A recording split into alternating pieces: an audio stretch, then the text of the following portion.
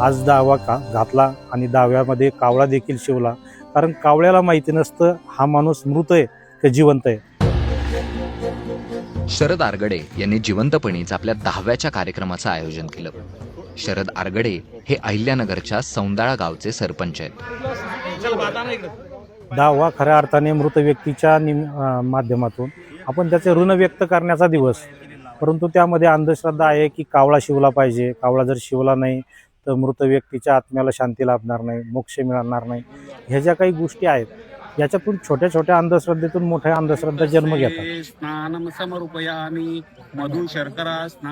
आपण बघतो की कावळा जर शिवला नाही तरी पितृदोष, कावळा शिवला तरी पितृदोष, अशा विविध अंधश्रद्धा समाजामध्ये पडलेल्या आहेत आणि त्या दूर झाल्या पाहिजेत.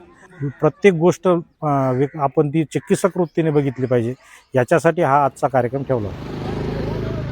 सौंदाळा गावाशेजारच्या भेंडा बुद्रुक इथल्या स्मशानभूमीत 10व्या कार्यक्रम पार पडला. यावेळी बहुजन समाजातल्या भीमराव कोथिंबिरे यांच्या हाताने सत्यशोधक पद्धतीनं दशक्रियाविधी पार पडला. सामान्य पद्धतीमध्ये आपल्या डोक्यामध्ये पूर्वीपासून जी काय समजा अंधश्रद्धा घातलेली किंवा एक आत्मा असतो, त्या आत्मा तुमचा तिष्ठतो, मग त्या कावळ्याच्या स्वरूपाने येतो आणि तो खातो आणि नंतर तुप्त होतो, असं काही नाही.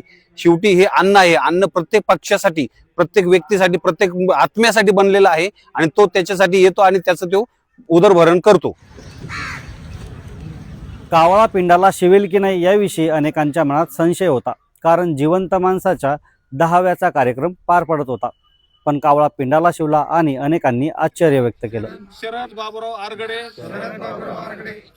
शरद आरगडे यांनी या कार्यक्रमादरम्यान 100 रुपयांच्या बॉन्ड पेपरवर एक प्रतिज्ञापत्र लिहून दिले. यात त्यांनी त्यांच्या मृत्यू पश्चात कुंकू पुसणे, बांगड्या फोडणे, मंगळसूत्र तोडणे, सामाजिक आणि धार्मिक कार्यक्रमात सहभागी होण्यापासून रोखणे या व इतर विधवा प्रथा पाळण्यासाठी पत्नीवर दबाव आणू नये असं नमूद केलंय. तसं महाराष्ट्रामध्ये संतांच्या आणि समाजसुधारकांच्या भूमीमध्ये बुवाबाजीचं मोठं तण तयार झालं. आजचा कार्यक्रम हा कालसुसंगत पर्याय देण्याचा आहे आणि तो पर्याय केवळ नाही तर समाजाला थोडं धक्कातंत्राने जागा करण्याचा आहे. अरे तुम्ही कुठे चाललात, जरा गदागदा हलवून त्याला जागा करायला, त्याला काळाचं भान द्यायला उपयोगी ठरणारा असा हा जिवंतपणी 10व्या कार्यक्रम.